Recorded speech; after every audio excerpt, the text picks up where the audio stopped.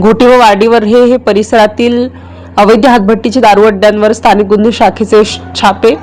नाशिक जिल्ह्यातील अतिदुर्गम भागात डोंगर दऱ्यांमध्ये तसेच नदी नाले पाण्याचे डोह असलेल्या विविध ठिकाणांवर छुप्यारित्या सुरू असलेल्या हातभट्टीचे दारू अड्ड्यांवर कारवाई करण्यासाठी नाशिक ग्रामीण जिल्हा पोलीस अधीक्षक श्री बाळासाहेब पाटील यांनी आदेश दिलेले आहेत।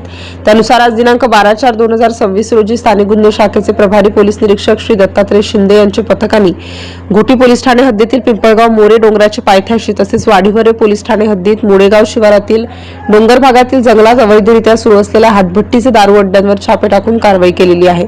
सदर छाप्यामध्ये हातभट्टीची गावठी दारू तयार करण्यासाठी लागणारे रसायन, काळ्या रंगाचे गुळाची पावडर, तयार गावठी दारू तसेच इतर साहित्य साधने असा एकूण 5,50,000 रुपये किमतीचा मुद्देमाल नष्ट करण्यात आला।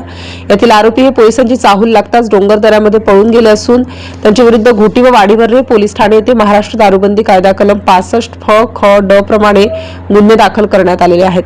अतिदुर्गम भागात हातभट्टीची गावठी दारू तयार करण्यासाठी नाल्यातील दूषित पाणी, नवसागर, बॅटरीचे जुने सेल, युरिया यांसह मानवी जीवितास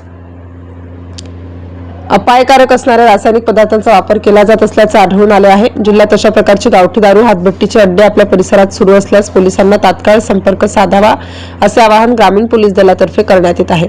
नाशिक ग्रामीण जिल्हा पोलीस अधीक्षक श्री बाळासाहेब पाटील व अप्पर पोलीस अधीक्षक श्री आदित्य मिरखेलकर यांचे मार्गदर्शन व सूचनांप्रमाणे स्थानिक गुन्हे शाखेचे प्रभारी पोलीस निरीक्षक श्री दत्तात्रय शिंदे, पोलीस उपनिरीक्षक सुदर्शन बोडके, पोलीस उपनिरीक्षक प्रकाश भालेराव, पोलीस अंमलदार प्रवीण संदीप नागपुरे, सचिन धारणकर, संदीप कडाळे, रावसाहेब कांबळे, एकनाथ हळदे, नवनाथ शिरोळे, आबा पिसाळ, केतन कापसे यांच्या पथकाने सदरची कारवाई केलेली आहे। स्टार न्यूज साठी मोहसिन पठाण।